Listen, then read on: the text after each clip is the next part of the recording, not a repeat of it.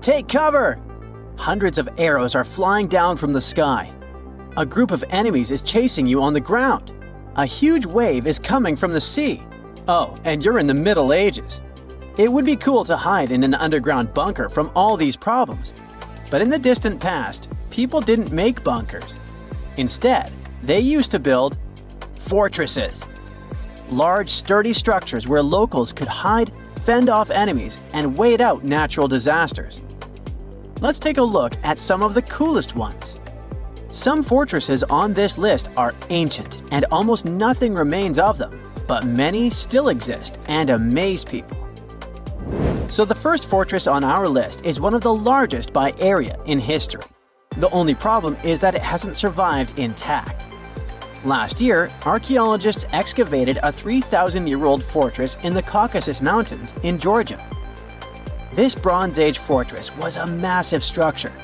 However, specialists didn't fully grasp the scale of their discovery because of the tall grass at the excavation site. They did realize they had found something big. But when the cold weather set in and the grass disappeared, that something turned out to be 40 times larger. Archaeologists launched drones into the sky and took over 10,000 photos. After that, they assessed the full scale of their discovery. Then, they combined those images to create a digital model of the terrain and the entire area. All this data allowed them to create maps of the fortress, including its walls, towers, and the surrounding settlement. They found out that the fortress had protected people living nearby with a massive wall stretching 0.62 miles. It was located between two gorges in southern Georgia. Many years ago, this place was at a crossroads between Europe, the Middle East, and the Eurasian steppe. Some people lived there, others came to trade goods, and some used it as a transit point. The settlement around the fortress expanded and shrank depending on the season.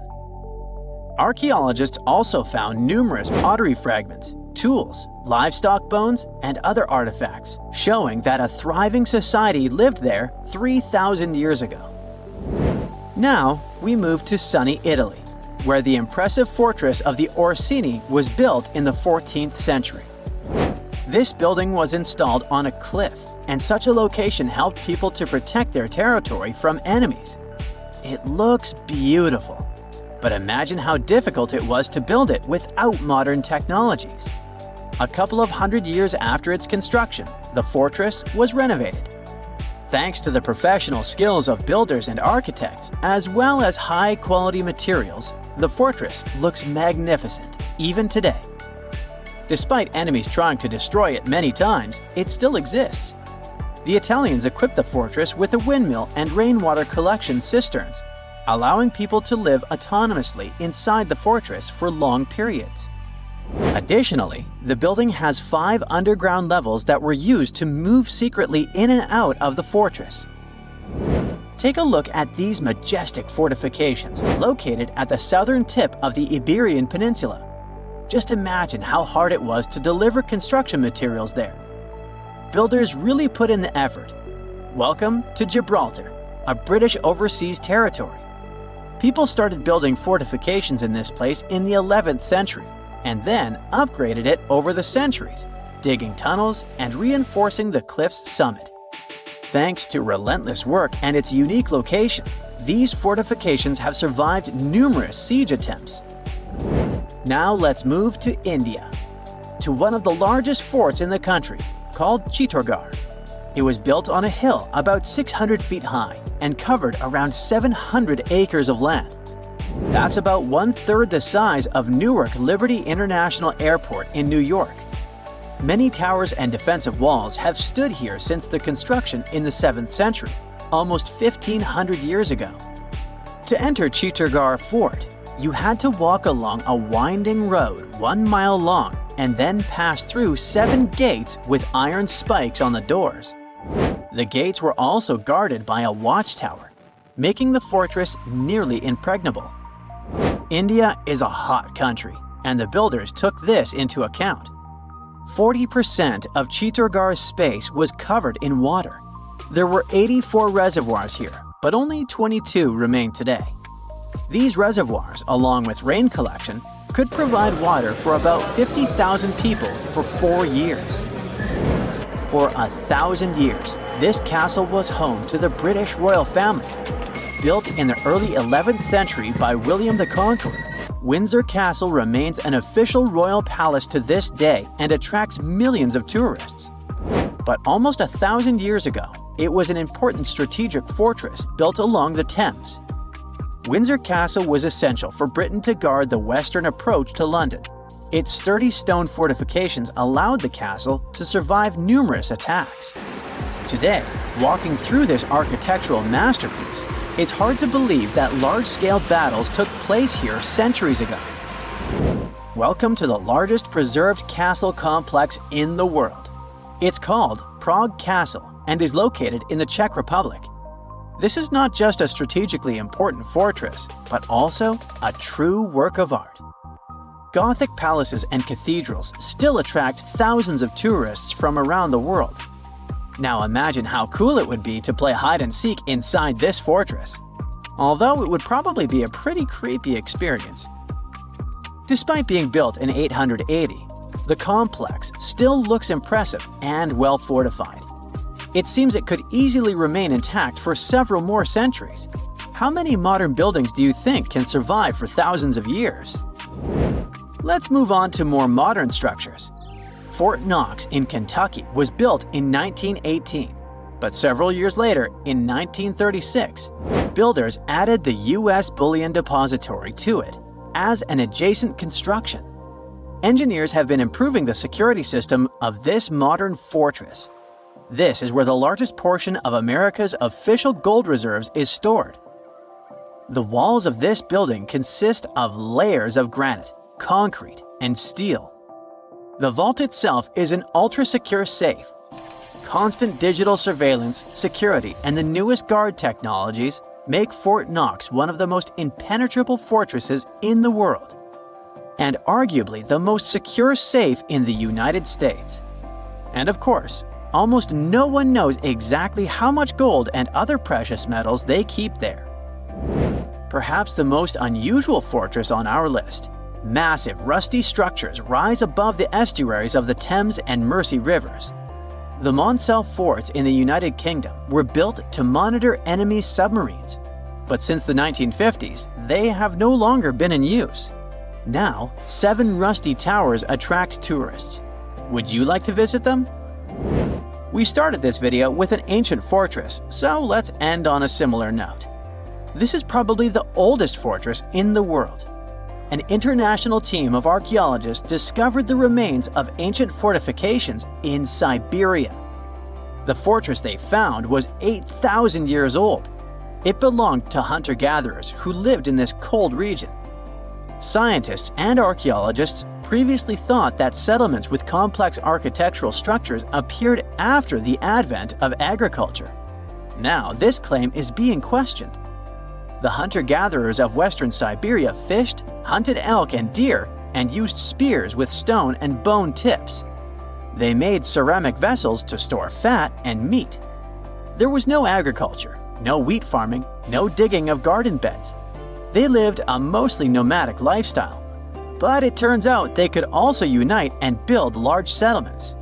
To date, there are about 10 similar sites from the Stone Age period in Siberia. However, don't think that this fortress looked like medieval castles. People of that time created houses out of dirt. The walls were reinforced with wooden fences. But why did people start building a fortress there? The Siberian taiga is rich in rivers and lakes full of fish. Many large animals inhabit the area. Obviously, those were resources that competing groups fought over. To gain control of territories and increase their population, people began building defensive structures. Previously, scientists assumed that there were no major conflicts or competition among hunter-gatherers. But the discovery in western Siberia shows us that even 8,000 years ago, people weren't so different from modern humans. Researchers have found almost 1,000 previously hidden Maya settlements in the tropical lowlands of what is now northern Guatemala. They did it with LiDAR. light detection and ranging lasers, which they used to scan areas from the air. The region we're talking about is pretty vast. All those structures and buildings they saw over there stretch across about 650 square miles. And these spots were supposedly occupied thousands of years ago. It seems all these structures were pretty densely packed, so people lived close to each other. They had at least 417 ancient villages, towns, and cities where they could identify boundaries. These structures and buildings were actually a part of a state that looked like a kingdom. Some of these settlements were built as sports courts, civic, ceremonial, and religious centers, and residential homes. There were also massive palaces, platforms, dams, pyramids, and causeways across that area. People who lived there also had reservoirs where they collected water. So, they needed the power to organize thousands of specialists and workers. And they also needed many skilled people to build such structures without the technologies we have today. They needed lime producers, architects, mortar and quarry specialists, lithic technicians, those who took care of legal enforcement, and other important roles to establish the true community. This cool laser scanning system researchers used while exploring this area can even penetrate very dense ecosystems and vegetation. The light bounces off different surfaces and then creates a digitally reconstructed map. This map is based on how much time it takes for the pulses to get back to a receiver. So, with this laser system, they discovered there were also lowlands for agriculture. So why exactly did the Maya settle in this region? It was a specific area. Plus, it was hard to build such an amazing kingdom in a tropical rainforest climate. Back in the old times, ancient peoples had mostly inhabited areas in drier climates. Over there, they would build water resources, which were some sort of the basis of society and a source of life. An example of this is Teotihuacan of Highland Mexico, although they did have a couple of navigable rivers they could use for transport and trade.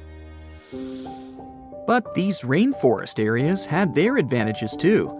The Maya used natural resources like limestone, which was their primary building material, salt, and the volcanic rock obsidian, which they used for different tools. Also, they managed to find enough dry land to live and build homes there. The lowlands were seasonal swamps called bajos, and they were perfect for agriculture because of the fertile soil. Generally, the Maya built settlements that could endure rainy periods too. They were ready for different circumstances, including flood and drought, which is something you could see in how they built houses. Their architecture was also one piece of evidence that showed their community was like a centralized kingdom-like state, which shows they stuck together through tough times. The Mayan Empire was very powerful, and it reached its peak about the 6th century CE. They were excellent at pottery, agriculture, writing, mathematics, and calendars. They were the ones who created complex calendar systems, such as the calendar round, which is based on 365 days. Although some believe the Mayan calendar predicted December 21st, 2012 would be the end of the world, it was just a coincidence with the end of a certain full cycle. They would call it the long count calendar, and it lasts 5,125 years.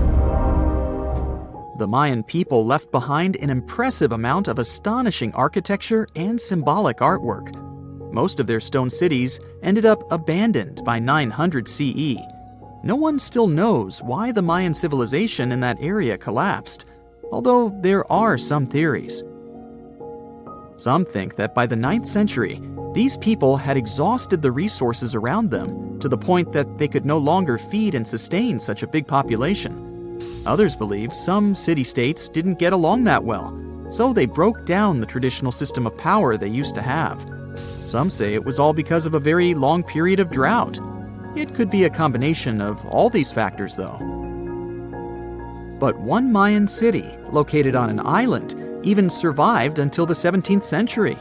It was long after the rest of the Mayan civilizations had been destroyed or abandoned. If you're a traveler, you might know the town by its modern name, Flores. Scientists believe about 2,000 people lived there. The earliest Maya people were farmers. They cultivated crops like beans, squash, corn, and cassava. As they had many interesting ingredients, they created hundreds of cool recipes. Many of those are still present even today. For example, in modern Mexican cooking. And especially popular are papayas, cacao, avocados, squash, pineapples, chili peppers, beans, and so on. Even though the Maya mostly practiced a kind of primitive type of slash-and-burn agriculture, there is also evidence of them using some more advanced farming methods, like terracing and irrigation. And they were big chocolate lovers. More than 3,500 years ago, the Olmecs of Mesoamerica probably turned out to be the first to realize that it takes some work for us to get such a cool thing as chocolate. But the Maya were the ones who turned it into a true form of art. Scientists found out about it when they found cacao in Mayan pottery.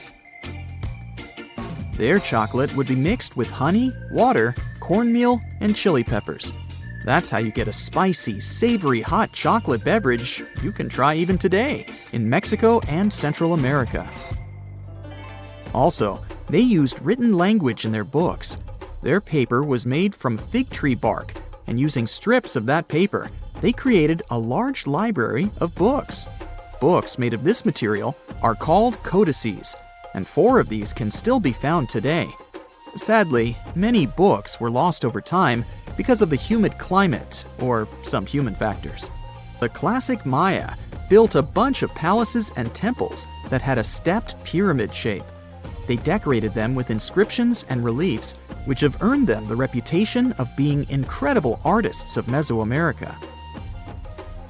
For the Mayans, flat foreheads were the most desirable thing on someone's face. They were generally really into aesthetics, and having a flat forehead was one of the main things where you could meet their highest aesthetic standard. They also liked to glam up their looks with makeup and clothing. Also, the Mayans were master tattoo artists. Actually, they were one of the first civilizations that started doing such forms of body art. They had a rich culture and believed in many things, such as fairies. Many civilizations across the globe believed in these mythical creatures, which had different names everywhere. The Mayans called those creatures aluxes. They would make sculptures of aluxes from wood or clay, take them to the forest, and hide in some secret spots. The Maya believed these sculptures would come to life during the night and take the role of guardians of their land, animals, and crops. The Maya believed caves were entrances that led to the underworld. You can even visit some of these caves if you like. For example, you can explore the jungles of Quintana Roo and Yucatan near Cancun. There are many spots where researchers found artifacts the Mayans had left behind. They were one of the first cultures that learned how to use rubber latex and make, for example, rubber balls for the many interesting games they had. They used natural latex and then probably mixed it with some other natural substances. That's how they came up with the bouncy balls they played with. They also built cool steam baths. The Maya had structures made from stone that looked like something we know today as bathtubs. Plus, they were building heated stone structures we know as sweat houses. Researchers found these in El Salvador and Guatemala, and they were previously hidden under volcanic ash. Imagine you get to be an archaeologist for the day. You'll travel the world to solve the mystery of long-lost civilizations that disappeared without a trace. Grab your chisel and fedora, and let's go. You arrive at the American Southwest, where an ancient mystery is waiting to be solved. You make your way to Chaco Canyon, just outside of Albuquerque, New Mexico. It's hot and dry in this deserted area. You're here to visit the ancient ruins of the Anasazi people. It's said that they were a thriving civilization that met a mysterious end. You hike a few miles before you begin to make out the shape of dwellings, constructions built of stone in the middle of the canyon. This is Pueblo Bonito, a 10th century complex that contains as many as 800 rooms and stands over 5 stories tall. The buildings are beautiful and made from sandstone. To access the complex, its inhabitants built a 400-mile network of roads, some of them 30 feet wide. You can't wrap your head around the fact that it was built so long ago. Everything looks so well preserved. The Anasazi reigned over the so-called Four Corners region from 100 CE to around 1600 CE. During this time, they built a civilization that sprawled over 30,000 square miles, including Colorado, New Mexico, Utah, and Arizona. Standing inside a huge kiva, an underground ceremonial chamber, you wonder what happened to the Anasazi people. Scientists have analyzed tree rings and found out that the Anasazi population lived through a period of great drought. The drought is believed to have lasted 23 years, and there was possibly no rain at all during this time. This definitely affected their livelihood, from malnutrition to battles over food and resources. But was it enough to make 30,000 people flee their homes? Researchers say these people left their homes with their belongings still in place. Ladles were left in ceramic bowls. Granaries were full of supplies. It was as if they intended to return, but never had the chance to come back.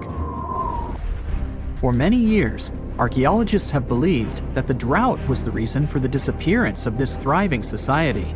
But there's other evidence that shows a different story. Anthropologists say that the ancestral Puebloans, as they are also called, were an exemplary population. They were peaceful and lived together in harmony. But that's not what their architecture shows. They isolated themselves from the rest of the world by building their settlements so high on top of cliffs. And they built walls and other security structures in order to protect themselves. What were they so afraid of? Recently, archaeologists began to study bone fossils of the ancestral Puebloans, and they found evidence that suggests that toward the end of their civilization, things might have gotten pretty bad. Evidence shows that local leaders were ruling using fear-based methods. Severe punishment started to be inflicted on those who did not follow their strict rules. Why this happened is still a mystery, and you might need many other excavation trips to find out the truth. It's lucky that your next destination is really close by. Still in New Mexico, you'll visit the Blackwater Draw. It's a national prehistoric site that holds the story of the Clovis people. You're shocked to find out that the Clovis are possibly the oldest humans to have inhabited the U.S.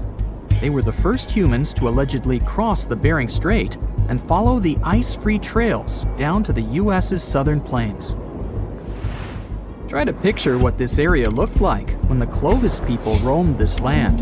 A huge spring-fed lake with mammoths, giant sloths, saber-toothed tigers, and bison much bigger than the ones we have today wandering around. The archaeological site you're visiting shows that the Clovis population were big game hunters. You're able to identify the bones of several mammoths and even the stone tools that our prehistoric ancestors used to hunt them. Some of these date back to 13,000 years ago, aka the end of the last ice age. You're presented with two possible theories on the disappearance of the Clovis population. It's possible that during the final 1,500 years of the last ice age, changes in climate caused a shortage of food. Scientists also believe that this situation was worsened by overhunting.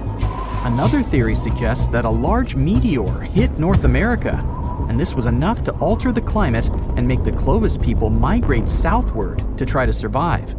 But the truth is, there's no evidence that any of that happened.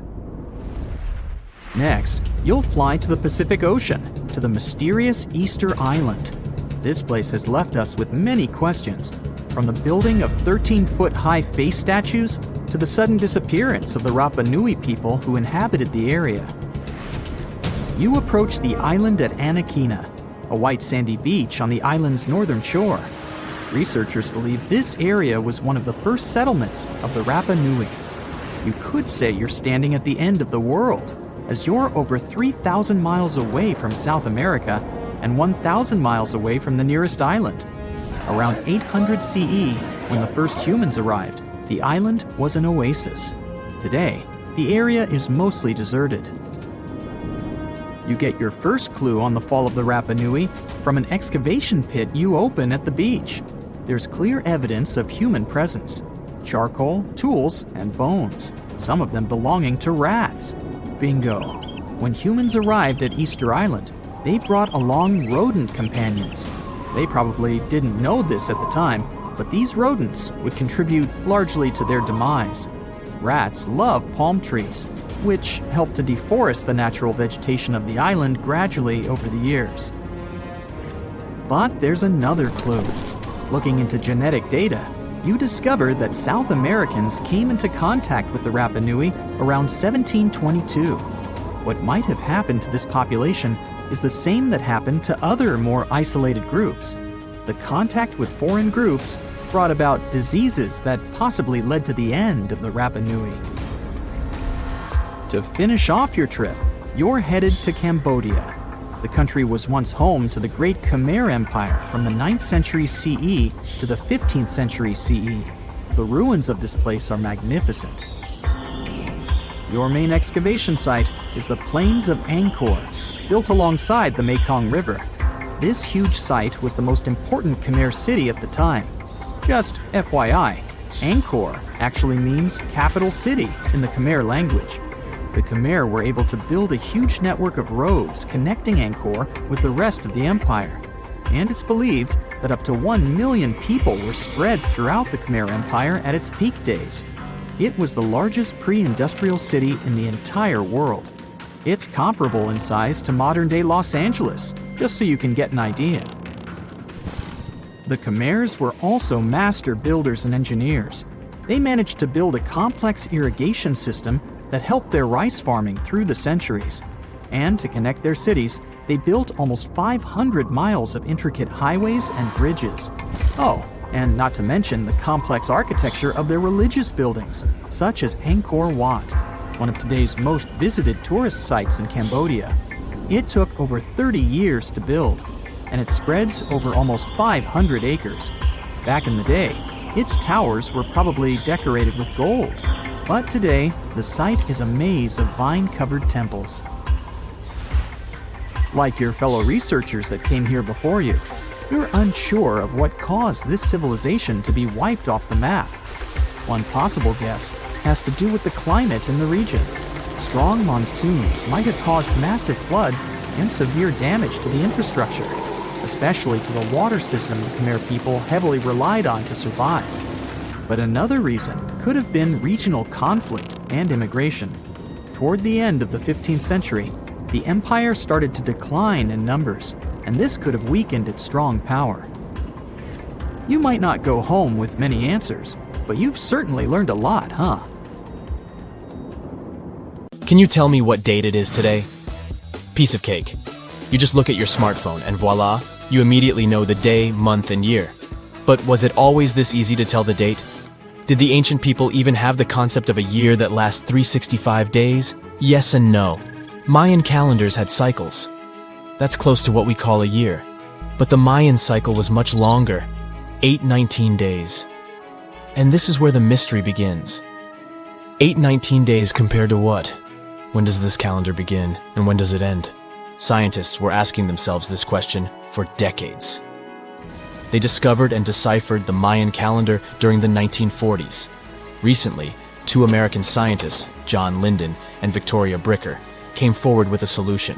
So, what did they do differently from their predecessors? The duo deciphered the code by broadening their thinking. They expanded the calendar from 819 days to full 45 years. That's 20 times longer than the original cycle. And a pattern started to emerge. This was a major breakthrough because the Maya told time in a complicated way. You can forget about the easy-to-read Arabic numerals we have today. These ancient people used glyphs. These are tiny images that represent characters, something like the icons on your desktop or universal symbols. When you see a little dot with 3 curved lines above it, you know there is a Wi-Fi network available. The Mayan calendar used glyphs that represented animals or natural phenomena. For example, there were symbols for a jaguar and an eagle. Each glyph marked one day. Each cycle is repeated 4 times, 8 and 19 x 4. Let's call these 4 cycles blocks. The Mayas colored each block differently. Scientists thought these colors corresponded to the 4 cardinal directions. Red was east, white, north, West was black and finally, yellow marked south. But then the 1980s came. Yeah, this was a weird decade. The calculations were all wrong. Researchers determined that the colors were associated with the position of the sun in the sky. It turned out that the color yellow represented the highest point of the sun, which is called a zenith. White was the lowest point, called the nadir. It seems that the calendar showed just how good the ancient Mayas were at astronomy. This is most evident at Chichen Itza. This principal Mayan city is located on the Yucatan Peninsula, Mexico. There stands an impressive step pyramid. It is dedicated to the feathered serpent deity, and its alignment is perfect. Something marvelous happens here twice a year, during the equinoxes, March and September. These are the times when the sun shines directly over the equator. On these two dates, the day and night last the same. At the site of the pyramid, sunlight first illuminates the sculpture of the serpent head at the base of the structure. Then it makes its way up the 91 steps. This creates the illusion that a snake is slithering down the pyramid. Even today, people gather to witness the sight. And it must have been more impressive when the Mayas completed the structure 1050-1300 CE. Do you know what a synodic period is? Neither do I. But Mayan astronomers did. A synodic period is the time that passes before a stellar body does a full lap. For example, this is the period between two full moons. When you look from Earth, this period lasts roughly 30 days. And the Mayas were looking at the skies non-stop. They carefully noted the synodic periods of all planets. From Venus to Saturn, these ancient astronomers kept records of nearly all celestial bodies. But what does this have to do with their calendar? The American researchers' calculations revealed the link. Let's take the planet closest to the sun as an example, Mercury. Its synodic period is 117 days.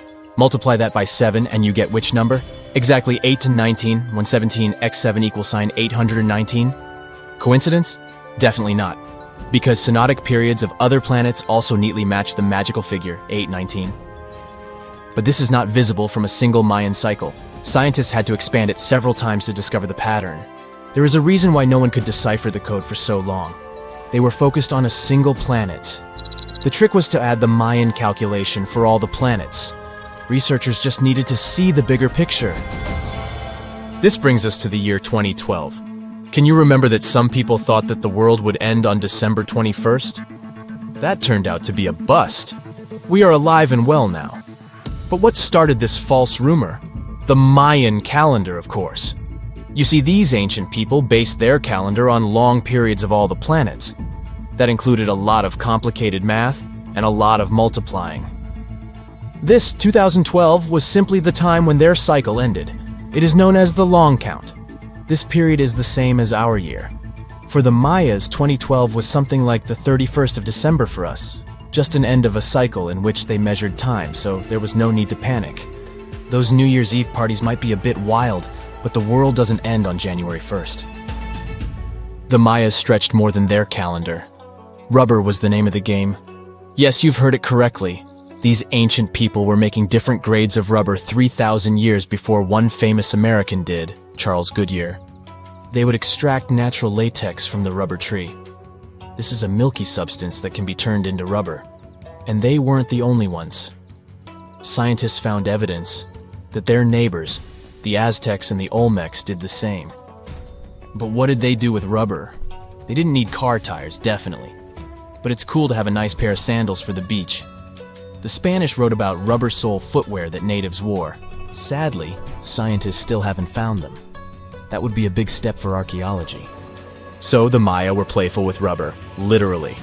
Researchers guessed that they produced balls from latex. These were bouncy and ranged in size from a softball to a soccer ball. A typical Mayan ball game, pits, involved 2 hoops. You must be thinking basketball, but not quite. The hoops were set on walls, 23 feet high. Compare that to the NBA standard of 10 feet. And the hoop was the other way around. There is also a sweet side to the story of the Mayas. These ancient people enjoyed chocolate. In fact, the modern word chocolate probably comes from their language, Xocolatl. This meant bitter water. Okay, you get the bitter part, but why water? The Mayas didn't produce chocolate in the form we know it today. They didn't make bars of chocolate. They drank it. Smashed cocoa beans made for excellent drinks. The Mayas perfected the mixture over time and even added spices. anyone up for a fiery chocolate drink with stew peppers and cornmeal? Who knows, maybe this beverage actually tasted well. Cocoa beans were sacred and used as a currency. Researchers believe all social classes got to enjoy it. Free chocolate for all sounds nice even today. But where did the Mayas get clean water for their cocoa drinks? From the oldest known filtration system in the Western Hemisphere. It was based on zeolite. These are minerals that contain aluminum and silicone compounds. And guess what? Modern air and water purifiers still use this material. Mayan tech wins yet again. Back in Europe, Roger Bacon developed a sand filtration system in 1627, some 1,800 years after the Mayas. But what about regions without rivers, lakes, or springs? Mayan engineers had it all figured out. Rainwater. They would carve out large reservoirs in the limestone bedrock. Then, they would coat these underground caves with a layer of a watertight material. The final step was to make small channels that collected water from the hills above. Scientists estimated that just one of these reservoirs could hold on average 10,000 gallons of rainwater, enough to fill 55 modern hot tubs. You are lost deep within the jungle in the Yucatan Peninsula in Mexico. There are strange noises all around you, and to make it worse, the sun is setting. Soon, you'll be alone in the middle of an unknown rainforest.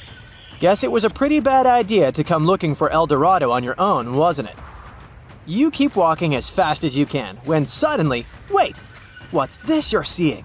It looks like large stairways made out of stone. This definitely doesn't look natural, so you take a picture. Maybe you didn't strike gold, but you might have just found something relevant. Congratulations! You found Akamtun, a long-lost Mayan city, hidden 37 miles into the jungle. The name literally translates to stone column. Stone was probably in at the time, so these guys used a lot of it to build their pyramids, houses, and even ball courts. If you ever thought that Europeans invented ball games, think twice. Mayans loved to play ball games for recreational purposes. Akamtun is part of a series of other long-lost Mayan cities that are being discovered with the help of new technology nowadays. We'll talk more about the other ones in a jiffy. Perhaps the biggest surprise of this one is that it was surrounded by wetlands, which is why the city was built on high ground. The city was monumental, covering an area of over 120 acres. That would be as big as 90 football fields right next to each other. Scientists have found proof that Akamtun had pyramids of up to 49 feet high, and that it was likely an important social hub between 250 and 1000 CE. This is definitely a game changer. But lost Mayan cities began to be unearthed in the 19th century. Modern technologies, such as LiDAR imaging, help archaeologists see through dense canopies of the forests. This means that people don't really have to risk getting lost in the tropical jungle like you did at the beginning of this video. LiDAR works sort of like an X-ray. It sends out laser beams that can detect any signs of ruins or ancient constructions. According to space archaeologist Sarah Parchak, satellite imagery has been a key player in discovering ancient cities in South America, Egypt, and other places. Sarah herself spends most of her days scouring images for any signs of where there could have been cities long ago.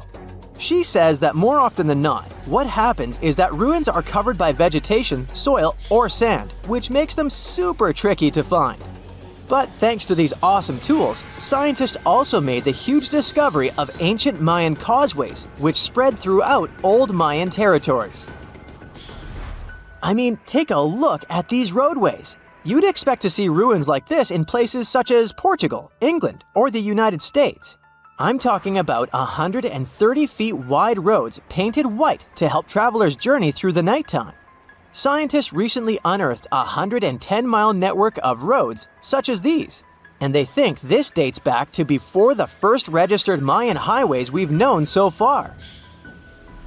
These roadways, which sometimes ran over the swampy ground and were even elevated at times, are being called the world's first superhighways. Even if there is no registry of animal-powered vehicles, it's believed that the Maya used them to travel around a network of possible 964 settlements. They were built like a huge spiderweb, And from what archaeologists have gathered, this huge system of roads worked to connect a big system of economic and social interactions between Mayan cities. This completely debunks the traditional idea that the Mayan pre-classic period, which dates back to 2000 BCE, was made of small, tribal settlements. Imagine the manpower and engineering ability you need to muster to build something close to these white highways. Scientists believe that these causeways were built pretty much the same way as the Mayans built their pyramids, with a mixture of mud and quarry stone. Oh, and using several layers of limestone to make them white. That's pretty cool, right? But let's take a few steps back for a moment to get some context. The Mayans were one of the biggest pre-Columbian civilizations living in the Americas. Until now, experts believe that at its apex, the Mayan civilization consisted of over 40 cities with a population of millions of people. That's a lot of folks. Their civilization spanned Mexico's Yucatan Peninsula, Guatemala, and Belize. And they survived mainly on agriculture. The thing is, the Yucatan Peninsula was an extremely difficult place to grow crops. So the Mayans had to develop a complex irrigation system in most of their cities. They built a series of ceremonial buildings, pyramids, and plazas.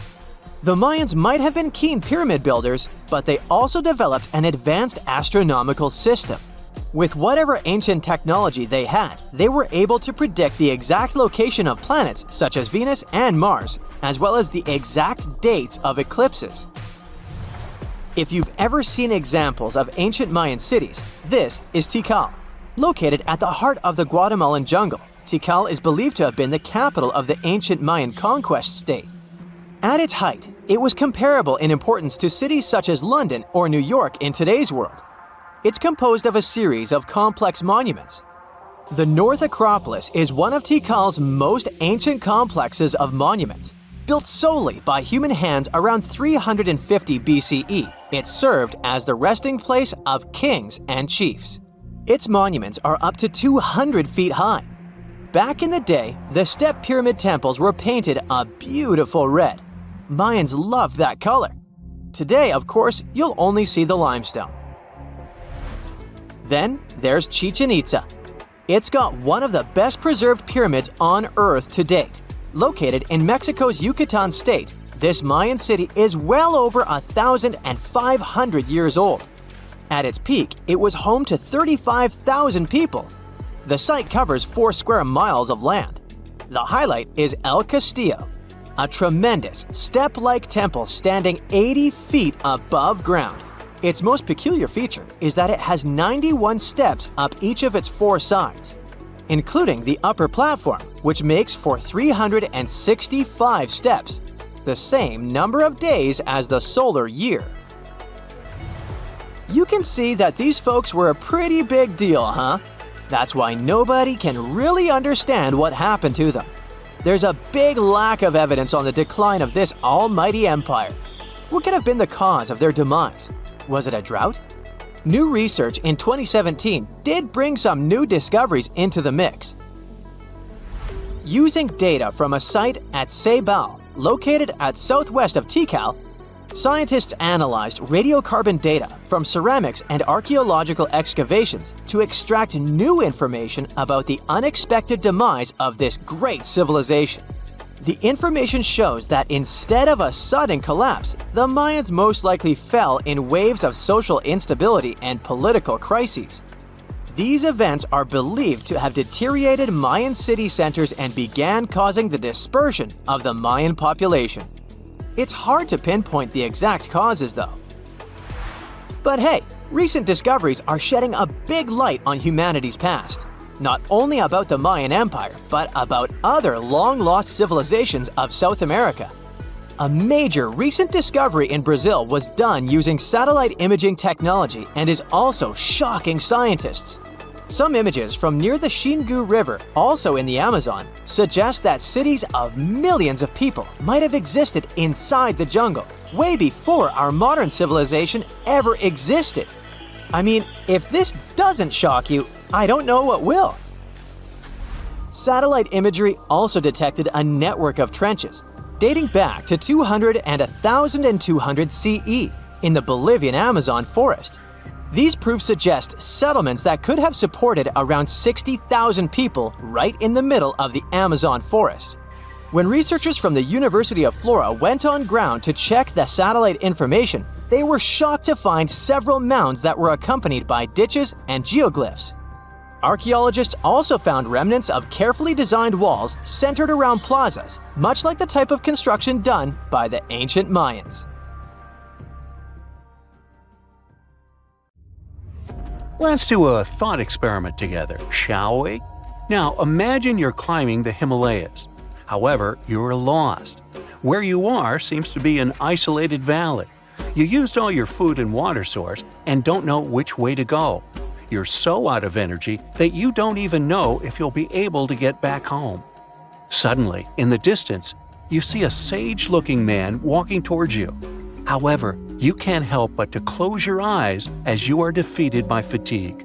You open your eyes to a totally new place. The sage is sitting right next to you. He says, "Hello, traveler, and welcome to the land of immortals." That sounds like the beginning of an Indiana Jones movie, right? But what if I told you that such a place actually is said to exist, according to some legends, beliefs, and ancient texts? Indian Tibetan texts mention a place called Gyanghaj, also known as Shambala or Shangri-La, depending on different cultures. This legendary city is the home of immortal beings and is a land of spiritual enlightenment. Take one of its names, Shambhala, for example. It literally means the source of happiness in the Sanskrit language. So, accordingly, you would expect this celestial kingdom to be surrounded by all things of great beauty and wonder, with gardens and other mighty and majestic structures. The ancient beliefs and myths state that when you enter Gyanghaj, you will immediately be reminded of the structure of a lotus flower with 8 petals. The place is surrounded by mountains covered with snow. It has beautiful waterfalls, crowning into a pure and divine lake, and its water has extremely strong therapeutic powers. The whole place is illuminated by milky white light at all times, and this is neither due to the sun nor the moon. There are also phosphoric plants that can give desired light on voice commands. 100 types of other delightful flowers keep blooming all year round in its gardens, in addition to countless trees where delicious fruits grow. But one tree is known to be the most special one, and that is the tree of immortality, or the tree of life. Described as a shimmering crystal, it stands at the center of Gyanghaj and unites the skies, the earth, and the underworld. The fruits of it resemble an abstract form of Sri Yantra, a mystical diagram used in Hinduism, which consists of 9 interlocking triangles. However, nobody is allowed to take these fruits out of Gyanghaj itself. The only way to do it is if you get permission from the inhabitants of the city. This brings us to the question of who lives in this magical and mystical city. According to the legends, Gyanghaj is inhabited by a great number of advanced masters, or in other words, sages, who subtly guide the destiny of the world through meditation. They are eternal beings who are not affected by any human desires or sorrows. Their duty is to protect the spiritual teachings of the world and work for the good of humanity, as well as all conscious beings. It's also believed that during a time of great chaos in the world, the 25th ruler of this Gyanghaj will appear among them to lead the planet to a better future. These sages and eternal beings who live there are somehow also the protectors of Gyanghaj. So, if you were thinking of just casually walking into this place with a map in your hands, sorry to inform you, but that's not happening.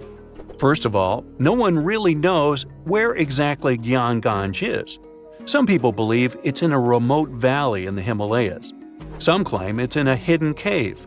There are also people who think it's on a mountain range, and others suspect it's on a secluded plateau. So, the location of the city is a mystery and seems like it will stay that way, since it is also said that the immortal sages who live in Gyanghaj camouflage the valley from humans by creating some kind of an energy field. So, Google Maps can't help you with it either. That's why some even suggest, including the Dalai Lama, that it exists in a different plane of reality altogether. In some of the ancient texts, There are actually a few instructions on how to access Gyanganj. However, the directions are said to be incomprehensible, the way I get sometimes. But let's pretend for a second that you did crack the instructions, and the immortal beings living there were willing to grant you entrance. Unfortunately, you still might not be able to enter this cosmic city, and here's why. It is believed that only enlightened masters or sages who have a certain karmic connection with it will be able to reach there. So, what do the eternal beings of such a magical place do there? Remember, they have all the time in their hands. The ancient texts state that Gyanganj has a center and 16 areas that are all meant for 16 different sciences to be studied.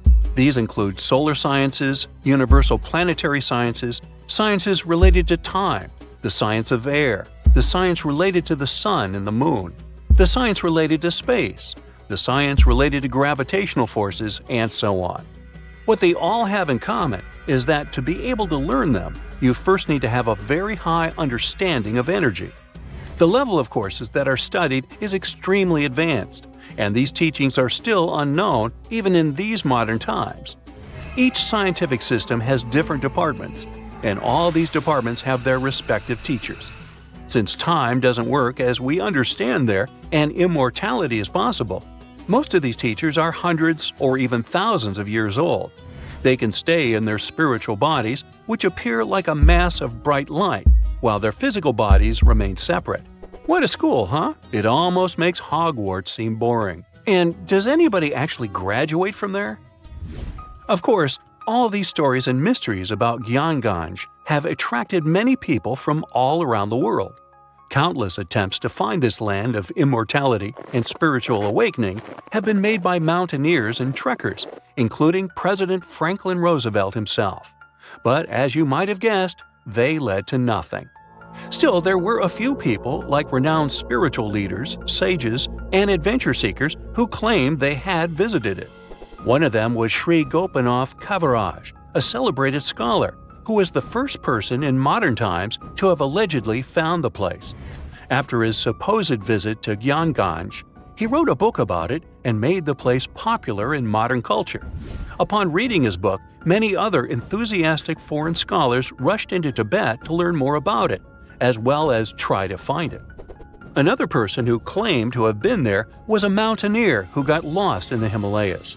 According to his story, after getting lost, he was feeling hungry, so he accidentally consumed poison mushrooms. Feeling completely disoriented by them, he stumbled upon a mountain with a gap, which was covered by fog. Then he fell inside. After getting back up to his feet, he realized that he was surrounded by people dressed in strange clothes who tended to his wounds. After he was fully healed, they escorted him out of the city. Then there was the spiritual leader, Guru Sai Kaka, who revealed to the world about his not one, but many visits to Gyanganj. As per his narration, he claimed to go there, seeking spiritual and immortal teachings. He stated that a sage escorted him into the city every time he visited the place. In his stories, he also pointed out that the kingdom exists in a higher dimension. One other so-called visitor to Gyanganj was L.P. Farrell, an English officer, who claimed to have experienced the mystical place in 1942. Even if all these stories and descriptions about Gyanganj are able to give us a vivid picture, it can still be hard for many to keep an open mind about its existence. Yet again, it's not hard to admit that even the idea of such a place, where immortality is possible and truly moral beings are working to protect humanity, is comforting, mind-blowing, and fascinating. It's the first day of your long-awaited trip to the Amazon forest. You flew all the way to South America. More specifically, you landed in the city of Manaus. It's the heart of the Brazilian Amazon. So far, you've traveled by air, car, and now water. You are on a tiny boat, moving through the dark waters of the Amazon River. Yes, the river is also called the Amazon. And just FYI, it's the second longest river in the world. It loses only to the Nile River in Egypt. The Amazon sprawls for an impressive 2,700 square miles, beginning in Peru and ending only when it meets the Atlantic Ocean off the coast of Brazil. To get a closer look at the forest, you decide to start by exploring it by boat. First up, you watch some piranha fishing. You can even try to catch one yourself if you like. As you may know, piranhas are carnivorous fish that inhabit the Amazon River, so it might not be your best option to go swimming in these waters. One of the most emblematic species of alligators present in the Amazon River basin is the broad-snouted caiman. It looks pretty much like a regular alligator, except for the fact that it has a yellow chin. Your guide leaves the boat and searches the water to show you a caiman up close. He also tells you of another legendary creature that lives in the dark waters of the river, the pink dolphin. Lucky you get to witness a family of pink dolphins showing their fins near your boat. They look magical from the place where you're sitting. You've probably never known dolphins can be pink, huh? After a few mesmerizing moments, you discover that the dolphin's pink color is nothing but an illusion. The animals are originally pinkish-gray, but due to the brown colors of the Amazon River, they look vivid pink when you stare at them from above. Your guide tells you that the pink dolphin is a central character of Brazilian folklore. Locals believe that the pink dolphins can turn into humans and wander off into towns at night. You get off your boat near one of the entrances to the forest. Now you're going to continue your trip on foot. Your guide says that you are venturing into very dangerous terrain. The Amazon is home to some of the creepiest species of wildlife on the globe, but don't worry, we'll get to see a lot of them today. You've come prepared, of course. Bug spray, a raincoat, and your sharp eyes. Inside the jungle, you need to be alert at all times. You may have heard legends of the anaconda, a snake that can swallow animals as big as a cow in one go. Sorry to break it to you, but those are not just legends. Reptiles like these do actually exist. They live deep in the jungle. It right there, moving between the trees. Is it a spider? The so-called Goliath bird-eater is a monster spider. Its legs can grow up to a foot in length, and the spider itself can weigh around 6 ounces. It's also known as the king of tarantulas. You shouldn't get too close, of course. It's not venomous to humans, but its bite can surely sting. As its name suggests, the Goliath bird-eater can even eat birds, as long as they are smaller than it is. Up next, you run into another species of spider that draws your attention. This one is so tiny that you almost don't see it. It's known by the popular name of the decoy spider. You see one of its creations, a gigantic spider built by the tiny Clovis spider in order to scare off large predators. This is as amazing as it is creepy. A spider that uses the remains of other insects and dry leaves to create the image of a large spider on its web. If it fools predators, perfect! But to us humans, this work of art looks almost endearing. Who knew there were artists in the arachnid world? Near a small lake, you witness a unique scene. A large snake is slowly slithering its way toward a lizard that is resting on a rock. The lizard seems obvious to the presence of the dangerous reptile, but right as the snake is preparing to attack, the lizard flies the scene in its iconic way. The so-called basilisk lizard is famous for its ability to walk on water, or rather run across the water. This isn't an illusion, just a matter of balancing.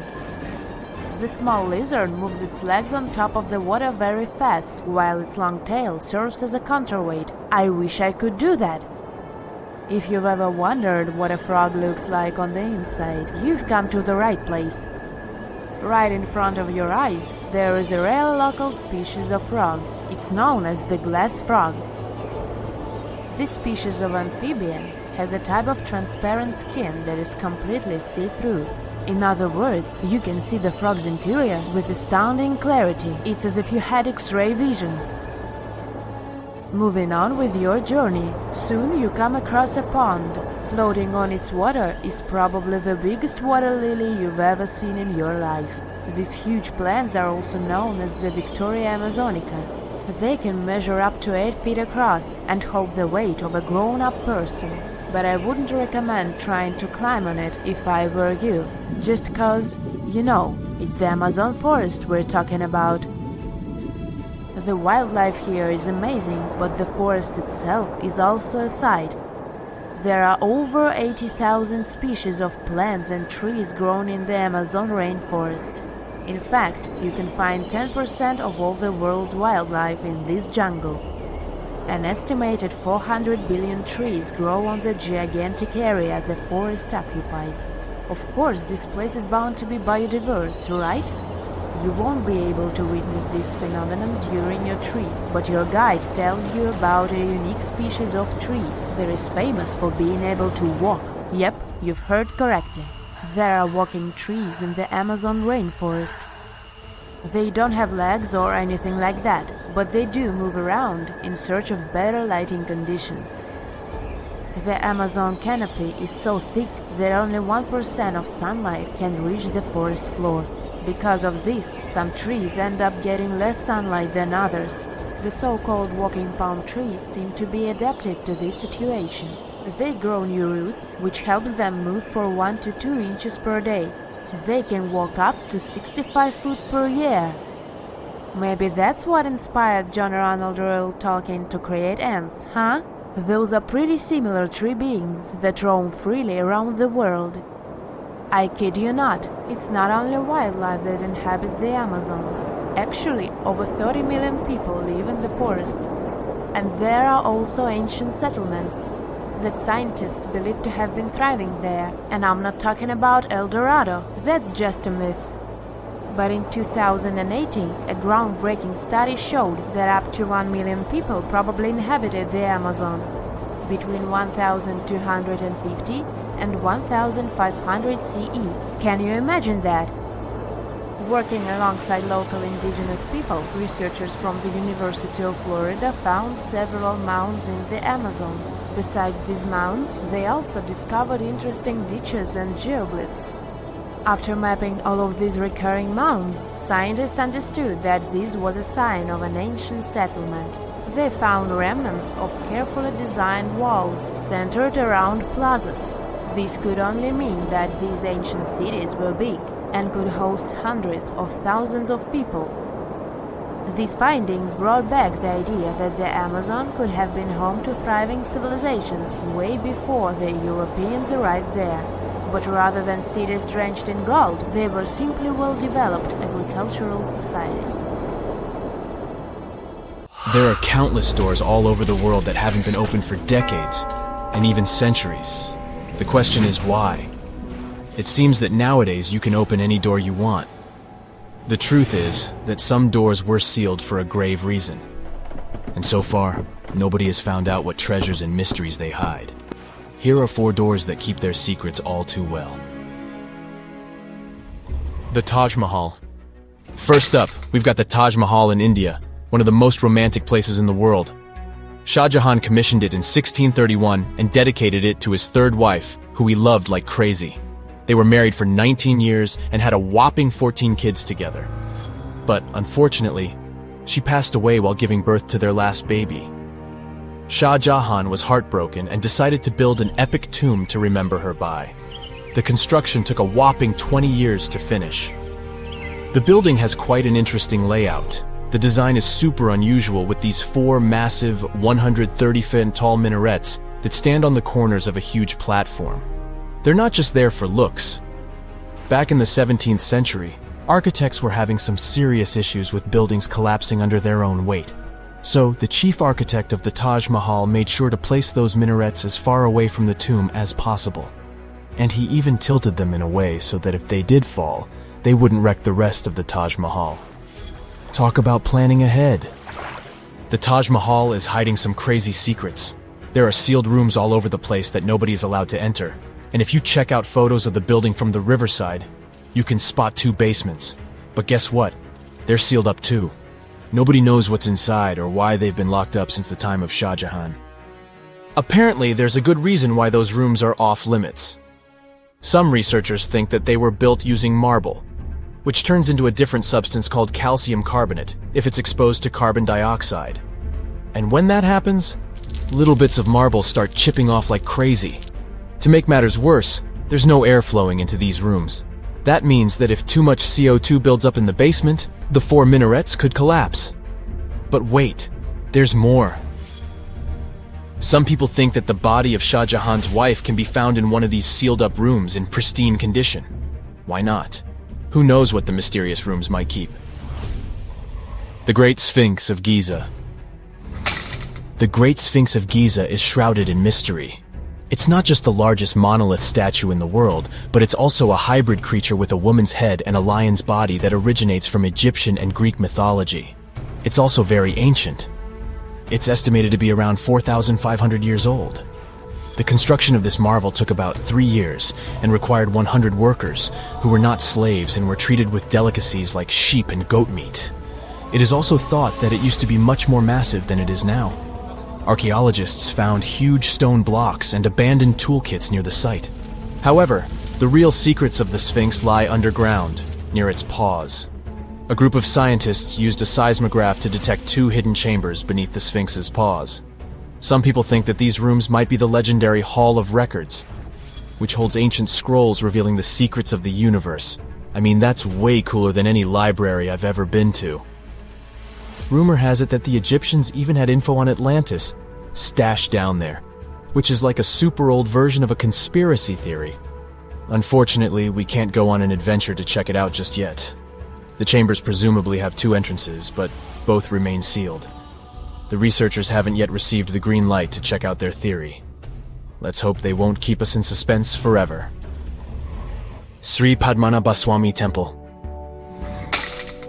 This temple is located in the beautiful state of Kerala in India. This temple is famous for more than just its breathtaking beauty.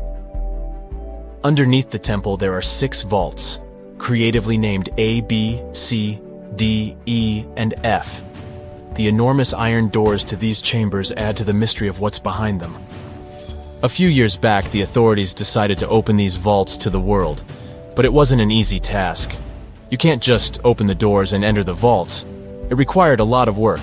It took them a while, but finally, in 2011, they opened 5 of the 6 chambers. And guess what they found? Tons of treasure. Bags of gold, precious gemstones, and priceless diamond jewelry. The estimated worth of everything found in the vaults is a whopping $1 trillion. It's like the temple was the real-life inspiration for Aladdin's Cave of Wonders. But wait, I said 5 of the 6. What happened to the last one? Vault B has remained closed, but not for lack of trying. They simply didn't manage to open it. There is even a belief that it's fatally cursed. Legend says that only a saint or sage can break the curse by chanting a specific mantra. But no one has been able to do this yet, presumably because we don't have saints or sages at our disposal. There is also rumor that in the 30s some temple invaders tried to enter Vault B to do some good old looting. But they never reached their target. Apparently terrible snakes materialized out of nowhere and chased the gang away. But of course, this is just an urban legend, and there is not proof of that. However, it is said that the Auditor General dealing with the temple claimed that Vault B had been opened at least 7 times since 1990, and nothing bad happened to anyone who entered. Who knows? Maybe we should send Indiana Jones to check it out. The First Emperor's Tomb. Deep under a hill, completely undisturbed and surrounded by dangerous traps, lies an ancient 2,000-year-old tomb. It belongs to Qin Shi Huang, the first emperor of China. He was born in the Qin state and became king when he was just a boy. But when he grew up and gained full power, he united the warring states ancient China was divided into by conquering them. After that, he created the Qin dynasty. When he died in 210 BCE, they buried him deep underground in a massive tomb. And when I say massive, I mean massive! Back in 1974, some farmers in Xi'an, China, stumbled upon something strange while digging a well, a huge terracotta soldier. This discovery led to an extensive archaeological dig that has continued for over 40 years, revealing a collection of thousands of clay soldiers. The unique thing about these soldiers is that each one has its own unique features, from hairstyles to facial expressions. It's believed that there could be up to 8,000 of these soldiers, but only 2,000 have been found so far. Interestingly, the central tomb, which is believed to be the resting place of the emperor, is still untouched. In ancient records, there are references to a vast underground city that the emperor built, complete with scenic towers, palaces, and whatnot. Sima Qian, a Han Dynasty historian, wrote that the tomb was adorned with treasures and had space for hundreds of officials, but the lack of technology to properly examine the site is what's holding things up. Qin Shi Huang was surrounded by liquid mercury in his tomb, with two of the streams representing the major rivers of China, Yellow River and Yangtze. The ancient Chinese believed that mercury could provide immortality, but it could have also caused the emperor's death since he regularly took mercury pills to prolong his life. The dangerous levels of mercury contamination in the soil near the tomb are the main reason why scientists are reluctant to explore it. It could be very dangerous both for people and for the environment. Now, if I had to choose which door to open, I'd probably go for the one that doesn't lead to a tomb surrounded by poisonous mercury. Call me crazy, but I'd like to avoid any potential health hazards. Scientists found an entire city of Xangola that was hidden beneath the dense jungles of Mexico for 600 years. It covers 360 hectares, had over 1,000 buildings, 2.5 miles of defensive walls, a network of internal roads, and a well-planned urban layout with temples and ball courts, and separate neighborhoods for the elites and commoners.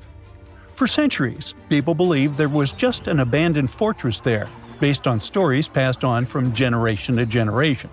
Until recently, there was no way to see how truly huge it was without spending years on the ground. But thanks to the new technology, a remote sensing tool called LiDAR, they got a 3D model of the area in just 2 hours from a plane. Xangola was built between the years 1350 and 1521. It was a crucially important place for the Zapotec people, a group that had lived in the area since around 700 BCE. In Xangola, families lived together in homes with big patios in the middle, surrounded by rooms. When families got bigger, they built more rooms and made their homes larger.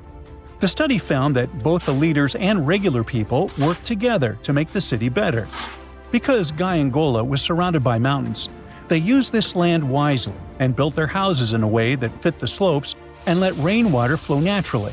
This helped keep their homes safe and strong.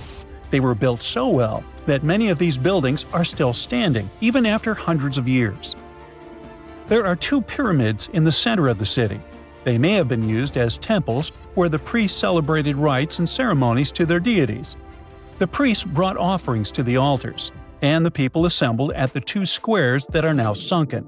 Then, there is also a palace with 64 rooms, some of them with circular columns on several sloped terraces. There are patios with many stairways all connected to each other. The sensing tool also found a round-shaped lookout point on a natural rock, where the Zapotec people could see their foes approaching from a distance. Researchers also noticed 2 circular structures that could have been used to watch the stars and measure time. They also found some tombs, so there was most definitely a city cemetery. By the end of the 1400s, the Zapotec people controlled a large territory on the Pacific coast and had successfully defended their land from the Aztecs, who were trying to take over more territory. They did the almost impossible and survived a 7-month-long siege at Xangola. When they won this conflict and kept control of the southern part of Mesoamerica, the Zapotecs didn't need to live in Xangola anymore. Staying in the mountains had its pros, but they needed fresh water and good farmland to grow food. The small city of Tehuantepec, just 12 miles away, had these conditions, so they moved there just before the Spanish arrived in 1521. Over time, Zapotec traditions started to fade, but their culture didn't disappear completely, and more than 300,000 Zapotec people still live in Oaxaca state in Mexico. They speak their own languages and keep their traditions alive. Creating the 3D model of the lost city is just the beginning of the research. Archaeologists hope that future studies of Xangola will help us learn more about how the Zapotecs were organized, how they ruled their cities, and how they interacted with the Spanish when they arrived. They plan to study all 1,100 buildings found in the LiDAR scan, and it will take a few years.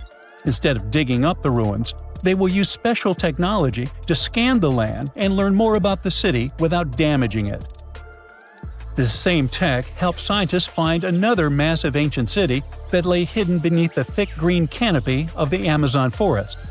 A whole network of houses, plazas, roads, and canals was hiding in the shadow of a mighty volcano. For centuries, many scientists assumed that ancient Amazonian people lived in tiny huts, clearing patches of land to survive. But this city, built 2,500 years ago and inhabited for 1,000 years, proves the opposite. Now, scientists think tens of thousands or even hundreds of thousands of people lived in complex urban societies. Scanning the area found 6,000 rectangular platforms, each measuring around 66 by 33 feet, and standing 6 to 9 feet high. These structures were arranged in clusters around central plazas, with straight roads with perfect right angles and paths connecting them. One of the roads was 16 miles long. Building straight roads like this is far harder than just following the landscape. Some of these roads may have had deep spiritual or ceremonial significance. The volcano's rich soil helped the civilization thrive, but it may also have led to its downfall. Researchers also found signs of threats to the cities, such as ditches that blocked entrances to the settlements. Maybe some people living nearby were trying to get in. The next step for the researchers will be studying the adjoining 116 square miles to know more about this large, complex society that could be bigger than the well-known Mayan societies in Mexico and Central America. Meanwhile, in 1963, a man in Turkey discovered an ancient city while renovating his own house. He knocked down a wall in his basement and found a mysterious room. He kept digging and saw a tunnel. It led to the Derinkuyu underground city. It's one of the deepest multi-level underground settlements in Cappadocia and in all of Turkey. The inhabitants lived on 8 levels and had access to cellars, storage areas, chapels, a school, a study room, and other structures. All floors were connected by an extensive network of tunnels. The underground city was probably built as a shelter. The construction is hiding at 279 feet deep, and you can't see it from the outside. The complex was large enough to shelter about 20,000 people with their livestock and food supplies. There was also a 180-foot ventilation shaft. Archaeologists believe that Phrygians first built the levels.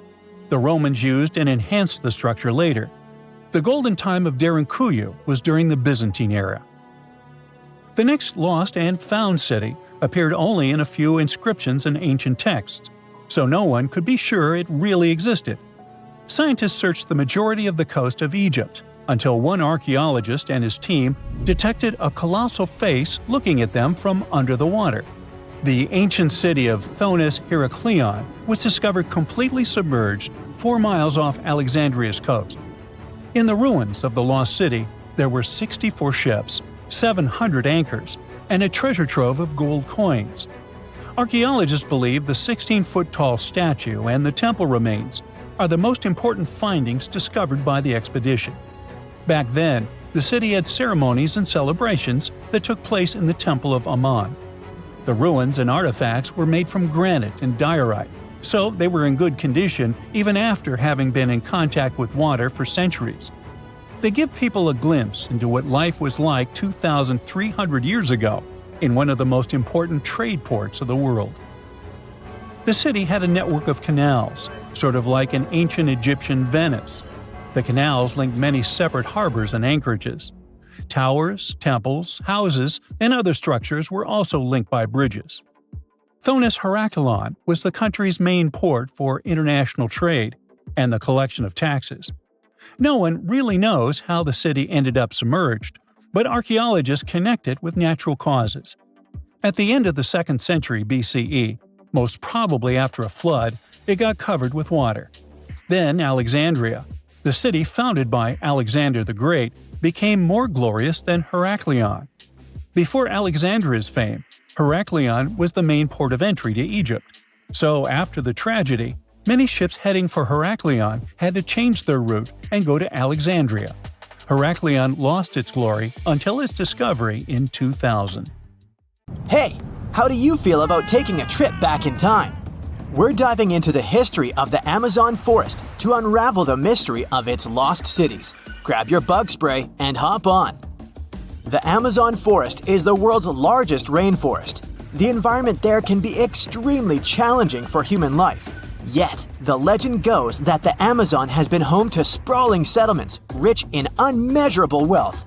Could that really be true? Or is that none other than a figment of our collective imagination? The legend of El Dorado might be the myth that started this whole thing. As European explorers began their excavations in American lands back in the 1500s, word got out of an Amazonian civilization that used to paint their leader in gold as an offering to higher powers. The legend of El Hombre Dorado, aka the Golden Man, began to quickly spread around Europe. Explorers got excited at the possibility of finding an infinite amount of gold somewhere deep within the Latin American jungle. And as you can imagine, expeditions to the continent began to multiply with each passing year. It didn't take long before explorers found this civilization. They were known as the Muisca people and were located in Colombia, near Lake Gudavia. The Muisca people had a tradition of painting their leader, aka the Zipa, from head to toe in gold. In a ceremonial gesture, the Zipa would swim into the river, spreading gold dust all over the lake. For the Muisca, this was their way of acknowledging and thanking the higher powers of the universe they believed in. When European explorers heard and witnessed this practice, they were amazed. For them, gold was used solely for commercial purposes as their main currency for trade. This made them think that the Muisca people must have stacks and stacks of gold hidden somewhere in the jungle for them to use it so abundantly. Well, that's how the legend of El Dorado was born. What was once the practice of El Hombre Dorado traveled on word of mouth until it became El Dorado, a fictional city that was most likely to hide piles of gold. The hunt for this city led Europeans to spend large amounts of money to scour the Amazon forest. Unfortunately, all of their expeditions came back empty-handed. That is, if they ever came back at all. Now, jump to the beginning of the 1900s. In England, the Royal Geographic Society, a prestigious British institution, was looking for somebody willing to travel down to Latin America to trace the border between Brazil and Bolivia. More specifically, the part of the border that is nestled deep within the Amazon rainforest. One Sir Percy Faucet was a Latin American aficionado, and he gladly volunteered to do the job. Oh, it's important to note that the Amazon forest is virtually the size of the continental USA. It sprawls across 8 countries, including Brazil, Peru, and Bolivia. And trust me, getting around is no easy feat. The jungle is covered in dense vegetation, and in addition to that, it's home to insane predators such as anaconda snakes, panthers, crocodiles, piranhas, and so on. But despite all that, Faucet was very successful in his mapping adventure and seemed to be wanting to come back more. Back in England, Faucet would scour diaries from other explorers hoping to learn more about the ancient Amazonian civilizations. He would read about the Incas and the Mayans and the great empires they built.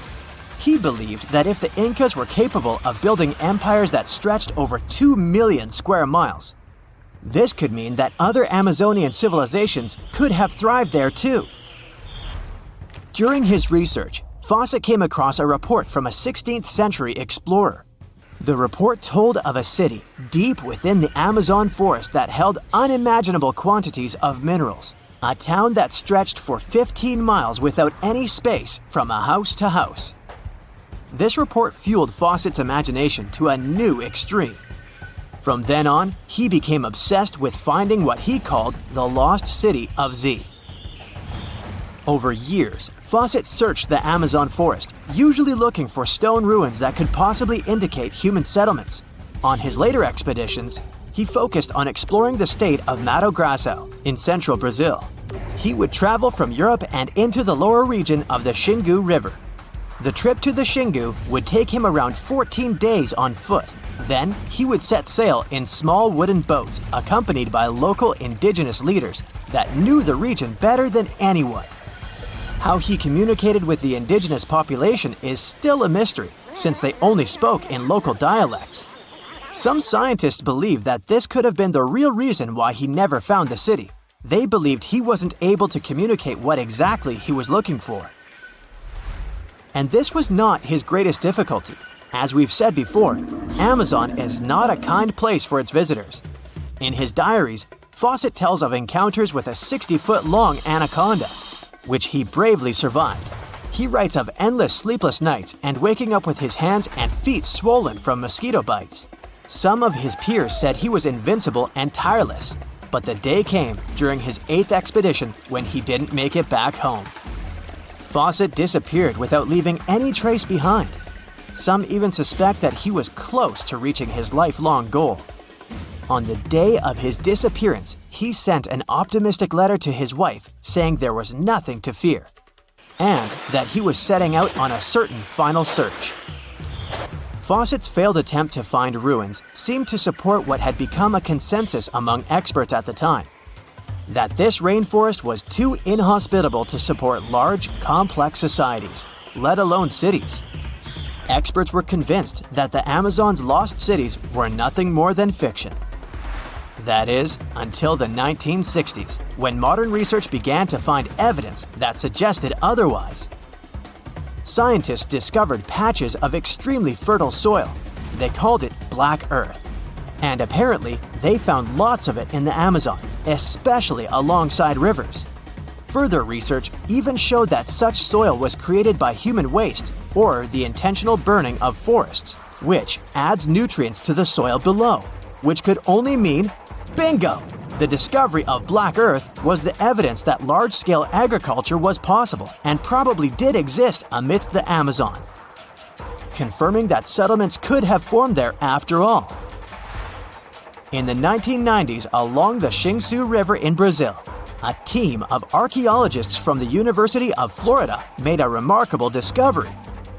Working alongside local indigenous people, they found very long ditches. After mapping them, they realized that these ditches were a sign of a big settlement. They were remnants of carefully designed walls centered around a plaza. Some were roads that led to more settlements. In fact, just this part of the Amazon, about the size of New Jersey, was once a network of dozens of settlements that experts believe could have been home to at least 50,000 people between 1250 and 1650 CE. Other discoveries were possible thanks to LiDAR imaging, a type of technology that allows researchers to take satellite pictures of the forest's ground without having to step inside of it. A network of trenches in Acre, Brazil, dates back to 200 to 1200 CE. These suggest settlements that could have supported 60,000 people. Other images from near the Xingu River suggest cities that could have housed about 50 million people. These were the lost cities of the Amazon. Believe it or not, these images suggest that Faucet was very close to a major discovery. He was looking for the ruins in the right place, but he was looking for the wrong thing. Unlike cities such as Cusco, which used stone as their primary material, Amazonian settlements used wood and earth to build their cities. These materials are highly deteriorating and probably decomposed over time. Finding them required a bit more technology than what Faucet had available at his time. Back in the 1800s, a bunch of super old artifacts with some weird symbols on them were found on Easter Island.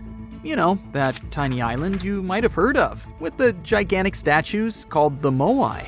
These symbols seem to be some kind of writing, but nobody's been able to figure out what they mean yet. Some scientists even think that if we crack the code, we might finally uncover the secrets behind the downfall of the ancient Easter Island society. So let's put on our detective hats and get to work, shall we? This mysterious script is called the Rongo Rongo. It was discovered by a Frenchman in the 19th century. He stumbled upon 26 wooden tablets covered in weird hieroglyphs during his trip to the island in 1864. The locals seem to have drawn pictures of animals they had never seen before on the tablets, using sharp stones, and gave each one a unique name. He thought they were pretty cool, and suspected that they might be a remnant of some ancient writing system. Another fun fact about Rongo Rongo. It's a word that comes from the local language of Easter Island, and it means to recite, to declaim, or to chant out. The wooden tablets on which these glyphs were found might not have been in the best shape when they were discovered. Some were weathered, burned, or damaged. The glyphs were also spotted on a birdman statuette and 2 other ornaments. These words were written in between lines on the tablets. Some of them were even ridged, with the inscriptions falling within channels created by the fluting. The images themselves are shaped like humans, animals, plants, and geometric shapes. Quite a diverse group. And here's something interesting. Every symbol with a head is oriented with the head facing up, either forward or to the right. The orientation of the writing is itself weird. According to a local tradition, the tools used to make the carvings were obsidian flakes, or small shark teeth.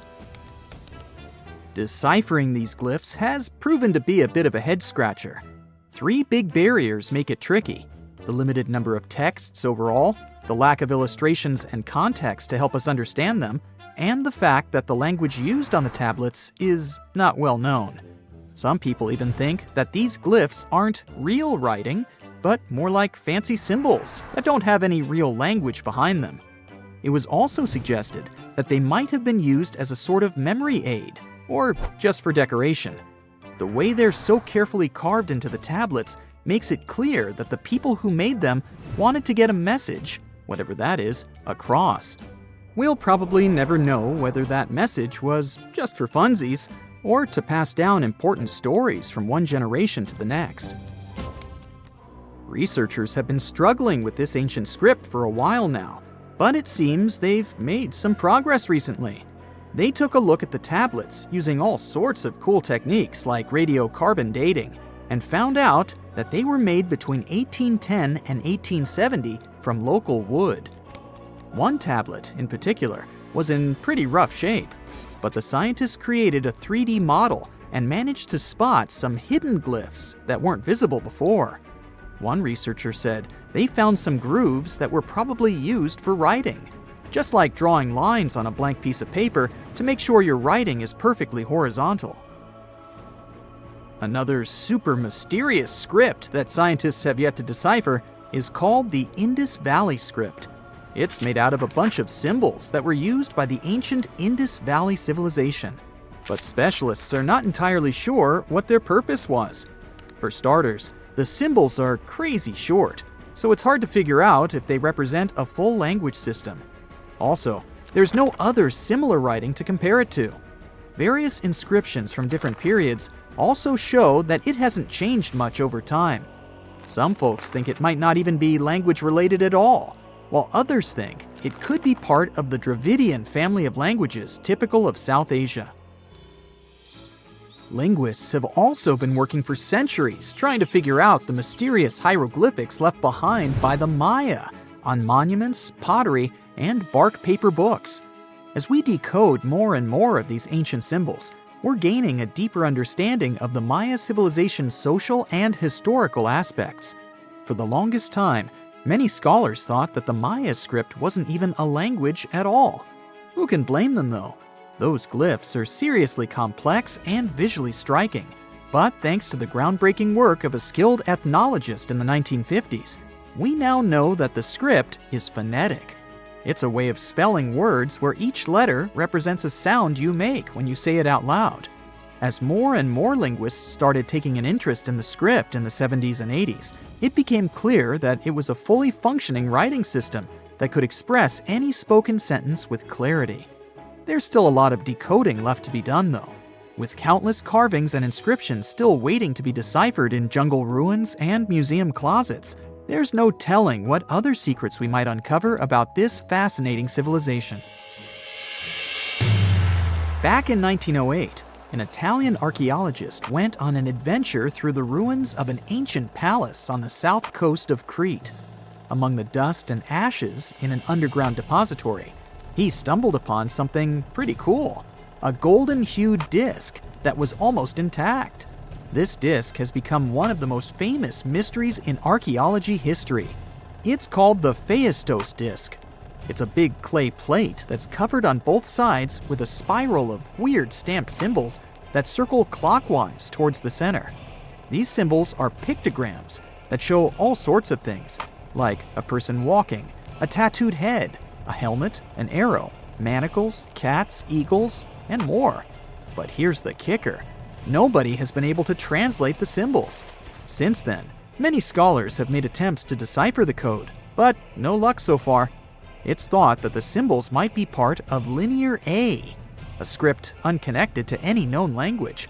But some experts suggest it could be syllabic writing related to various other languages, like Homeric Greek or Indo-European. Thousands of years ago, there was a mysterious European culture called the Vinca culture. These folks were so cool that they even had their own writing system, which is still one of the earliest known in the world. But there's a catch here too. You guessed it, no one has been able to decipher their script yet. The Vinca culture thrived thousands of years ago, and they were located in today's Eastern European territory. They got their name from the village of Vinca, which was only a small distance downstream from Belgrade on the banks of the Danube River. A team of Bulgarian archaeologists found recently a 7,000-year-old inscription covered in Vinca script. It's the oldest find of its kind in Europe. These symbols were carved into a ceramic tile, and researchers believe they carry information about the local calendar and important events. The Vinca culture was seriously advanced. They even knew how to write on wet clay using a sharp object. It doesn't seem like much these days, but it's a lot to expect from people who lived thousands of years ago. The Voynich manuscript also caused quite a debate between linguists and historians. Is this old book proof of a long-forgotten civilization, or just a clever prank? This manuscript is full of text that even the smartest codebreakers haven't been able to figure out. Written way back in the 15th century, it was discovered by a book dealer named Wilfrid M. Voynich back in 1912, hence the name. If it's a trick, it's truly convincing. The handwriting is beautiful, and there are even patterns in the text that match up with other languages. Imagine a place that could literally start at one end, trek over 1,800 miles straight to the west, and still be stuck under that massive canopy. This place is like a haven for all sorts of crazy creatures, hosting around 10% of the world's species. It's always been seen as this wild, untouched paradise where humans haven't messed things up yet. You know, like a glimpse into how the world used to be before we spread like wildfire across every continent, causing chaos everywhere. I'm talking about the Amazon region. That massive jungle turns out to be hiding some seriously cool secrets. For centuries, people have been talking about these lost cities deep within the forest. We're talking about El Dorado, the legendary city of gold that had Spanish explorers going crazy, venturing into uncharted territory, never to return. And even in the 20th century, the adventurous Perry Faucet went looking for the lost city of Z and disappeared into the jungle, leaving us all hanging. Scientists have actually found evidence that ancient cities did exist in the Amazon. But how did they find these hidden ruins in such a dense and remote forest? Well, they've got this awesome technology called LiDAR. Basically, they hopped into a helicopter and used light-based remote sensing to digitally strip away the canopy and reveal the ancient ruins of a massive urban settlement around Llanos de Mojos in the Bolivian Amazon. The place was once home to the Kasarabi culture, which thrived from 500 to 1400 CE. They had these incredible urban centers with huge platform and pyramid structures. They even had raised causeways connecting different suburban-like settlements spread across miles and miles of land. These guys were seriously ahead of their time, and they had an epic water control and distribution system with reservoirs and canals. So yeah, the Amazon rainforest wasn't just some untouched wilderness. It was actually heavily populated and even urbanized for centuries before recorded history of the region began. But the thing is, a bunch of people turned a blind eye to the fact that there were actually some pretty cool architectural sites lurking around here that totally deserve some exploring. Scientists predict that in the next 10 to 20 years, we're going to uncover a ton of these cities, and some might even be bigger than the ones we're talking about here. Michael Heckenberger, an anthropologist with the University of Florida, points out that we've seen some similar settlement features, like moats and causeways, in other parts of the ancient Amazon. This new research reveals something totally mind-blowing. Past examples of urbanism in the Amazon were more like groups of villages connected together, not quite what we'd call urban. You see, they were missing those fancy larger centers with their grand architecture and stuff. But guess what? Llanos de Mojos has got them. This place is the real deal when it comes to a fully urbanized Amazonian landscape. So, in the Llanos de Mojos region, a bunch of ancient settlements have been found. These were home to the Kasarabi people, who were all about hunting, fishing, and farming maize. We're talking about hundreds of sites, spread across 1,700 square miles. But these sites were so remote and hidden in the tropical forest that it was like trying to find a proverbial needle in a haystack. A team of archaeologists weren't going to let that stop them, though. They decided to take to the skies and use some fancy LiDAR mapping technology. Just imagine an aircraft flying over the area, shooting out a bunch of infrared beams. These beams hit the ground and bounce back, giving us the distance to different objects. It's like creating a super detailed map from above. Using computer software, these genius scientists were able to strip away the trees from the images, revealing the Earth's surface and all the ancient archaeological goodies hidden beneath. And boy, did they strike gold. They found a whopping 26 unique sites, including 11 that nobody even knew existed before. So what about these 26 super cool sites? Among them, we've got Landivar and Kotoka, which are like these huge urban centers. And get this, we already knew they existed, but the new maps revealed they cover 1.5 and 1/2 square miles respectively. These centers are surrounded by moat and rampart fortifications, like something out of a medieval castle, and they've got all sorts of crazy stuff inside. We're talking artificial terraces, massive earthen platform buildings, and pyramids that reach over 70 feet tall. All these epic buildings are actually facing the north-northwest. It's like they were trying to align themselves with the cosmos or something. This kind of cosmic worldview can be found in other ancient sites in the Amazon too.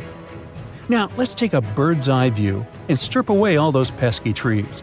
We can see these two centers in all their glory, and they're actually connected to a whole network of settlements through a bunch of causeways. Picture it like spokes on a wheel, stretching out for miles. Canals also stretch out from these main centers and connect to rivers and Laguna San Jose. It's like they had their own water delivery system going on. These ancient guys totally reshaped the whole landscape with their crazy cosmology. The only bummer is that their impressive architecture was made from mud brick. While it looked amazing back then, it just wasn't as durable as the limestone used by the Maya. What happened to the Kasarabi and their settlements is still a big mystery. But based on dating at the sites, it looked like they disappeared around 1400 CE, way before Europeans arrived in the Amazon. One theory is that a massive drought hit the region and messed everything up. The researchers found these massive water reservoirs at various sites, which is pretty interesting, considering how rainy the Amazon is known to be. Who knows if they were for drinking water or farming fish and turtles? But hey, severe droughts have happened in the past, and it only takes a couple of bad harvests to make people pack up and move on. What's even more interesting is that these communities thrived in the same area where this guy Faucet we mentioned before went missing while searching for his lost city of Z. Maybe he was onto something after all. This is how it was. Faucet stumbled upon this super cool document called Manuscript 512 at the National Library of Brazil. It's believed to have been written by a Portuguese explorer. Now, according to this document, back in 1753, a group of explorers discovered the remains of an ancient city. It had arches, a statue, and even a temple with hieroglyphs. But the document didn't spill the beans on where this city was located. So Faucet got all hyped up about finding this city and made it his secondary mission after his main goal of finding something called Z. At one point, he had to come back to Britain to run some errands, but in 1920 he decided to give it another shot. Faucet went on a personal expedition to find the city, but it was unsuccessful. 5 years later, Faucet, his son Jack, and their buddy Raleigh Rimmel disappeared in the Mato Grosso jungle. Some researchers think that Faucet might have been influenced by info he got from indigenous folks about this place called Kohikagu. Turns out Kohikagu was discovered by Westerners in 1925, and it had the ruins of 20 towns and villages. Up to 50,000 people might have lived there. And get this, the discovery of other earthworks in southern Amazonia totally supports Faucet's theory. In 2005, an American journalist wrote an article about Faucet's crazy expeditions and discoveries. He called it The Lost City of Z. Catchy, right? Well, in 2009, he turned that article into a book with the same name. And in 2016, the super talented writer-director James Gray made it into a movie. Now, here's where things get a bit sad. The Amazon region is changing rapidly. Farming, ranching, and energy production are changing this incredible place. And guess what? Those untouched areas with ancient relics won't stay untouched for long. It's a race against time to document and preserve what's left of our past before it's lost forever. Imagine you could spend an entire week scanning ancient ruins and taking photographs of the world's most surreal archaeological sites. Would you be up for it? So, let's do some digging. The first stop on your busy itinerary is Southeast Asia. It's home to some pretty cool ruins. You start in Bagan, located in the hinterlands of Myanmar. There are many ways to visit the site, and you're glad you've booked 2 different experiences. The first one is a hot air balloon trip at sunrise. Right before dawn, you board the balloon, and as soon as the sun starts to appear on the horizon, you begin your flight over the marvelous area. As the sun rises, it glistens on more than 2,000 conic-shaped golden structures. The hot air balloon ride is quick, but it gives you unparalleled views of all the 40 miles over which the site sprawls. Back on land, you rent a bicycle and roam the village of ruins. Some of them are open and allow you to peep inside. These magnificent ruins were built between the 11th and 13th century CE and were mainly places of worship. There were originally over 10,000 buildings, but they were gradually deteriorating over time due to earthquakes.